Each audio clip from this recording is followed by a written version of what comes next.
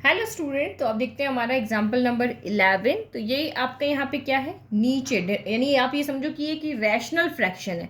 Denominator में आपको fraction की फॉर्म में दिया x+1 x+2 है।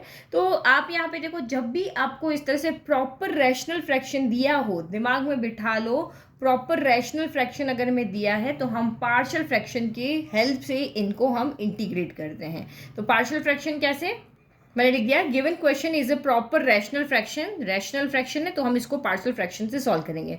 तो जो दोनों ही आपके यहाँ पे फैक्टर बने हुए हैं, दोनों ही क्या है, लीनियर इक्वेशन है। ये भी एक लीनियर इक्वेशन है, ये भी लीनियर इक्वेशन है। तो इसको क्या सॉल्व करने का तरीका होता है, ऊपर ओनली ए आएगा, इसमें से एक फैक्टर आप नीचे लिख लो, और इधर आपका प्लस, फिर आपका बी आएगा और एक फैक्टर ऐसे लिख लो। तो ये आपका सॉल्व करने का तरीका है। अगर आपका यहाँ पे एक क्वाड्रेटिक इक्वेशन हो जाती तो उसको सॉल्व करने का एक डिफरेंट मैथड होता है। तो अभी हम सिर्फ इसी को देख रहे हैं।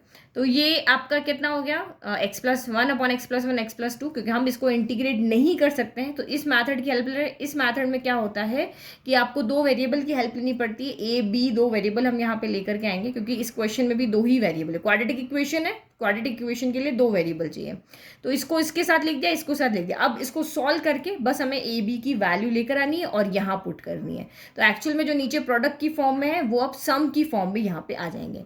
तो ए बी की वैल्यू कैसे लेकर आएंगे, तो आप एलसीएम ले लो। तो यहाँ पे 1/x+1 x+2 एलसीएम ले लो। तो ये दोनों का प्रोडक्ट जो है वो आपका एलसीएम हो जाएगा। x+1 x+2 हो गया, ये इधर चला जाएगा तो ये a x+2 हो गया, प्लस आपका b, ये इधर आएगा तो ये x+1 जाएगा, और डिनोमिनेटर सेम है तो ये आपके हो गए कैंसिल। तो यहाँ से बचा 1 इक्वल टू, सॉल्व करो तो ax प्लस आपका 2a हो गया, प्लस bx प्लस आपका b हो गया। कंपेयरिंग करेंगे, कंपेयरिंग करने से हमें ए बी की वैल्यू मिल जाएगी, क्योंकि लेफ्ट इक्वल टू राइट है। तो ये कांस्टेंट है, यहाँ पे एक्स की कोई टर्म नहीं है तो मैं 0 × x लिख लेती हूँ ताकि आपको आइडिया रहे। तो एक्स का कॉफिशिएंट कितना है, 0। यहाँ एक्स का कॉफिशिएंट कितना है, ए है, और यहाँ एक्स का कॉफिशिएंट कितना है, तो बी है। तो एक इक्वेशन मेरी हो गई। फिर सेकेंड इक्वेशन मुझे चाहिए, यहाँ कांस्टेंट टर्म कितनी है, 1, यहाँ कांस्टेंट टर्म कितनी है, 2 है, और यहाँ कांस्टेंट कितना है, तो आपका b है। तो ये इक्वेशन नंबर 2 गई। सॉल्व करो, a plus B equal to यहाँ पे क्या है, 0 है। तो अगर मैं यहाँ पे इन्हीं को सॉल्विंग फर्स्ट एंड सेकेंड, तो देखो मैं इसको इसी तरह, आप चाहो तो b को इधर ले जाओ, a की जगह पे -b हो जाएगा, तो यहाँ -b करके ऐसे भी सॉल्व कर सकते हो, या डायरेक्ट हम इक्वेशन की फॉर्म में लिख लेते हैं, a plus B equal to 0 और 2a plus B equal to 1। चलो सॉल्व करो, ये b से b कैंसिल हो जाएगा क्योंकि दोनों के कॉफिशिएंट सेम है। तो साइन डिफरेंट चाहिए हमें, तो साइन डिफरेंट कर दिया, ये हो गया कैंसिल। 2a में से एक a गया तो एक a बच गया, और ये माइनस का 1, माइनस से माइनस कैंसिल, तो a इक्वल टू कितना आ गया आपका, 1 आ गया। चलो a इक्वल टू 1 आप यहाँ रख दो, तो यहाँ रख दोगे तो आपका ये 2 हो गया।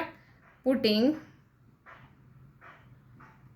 a equal to 1 in equation number 2, तो 1 equal to 2 into 1 plus B हो गया। तो 1 इक्वल टू 2 प्लस बी हो गया, प्लस का 2 उधर जाके 1 माइनस 2 इक्वल टू बी हो गया।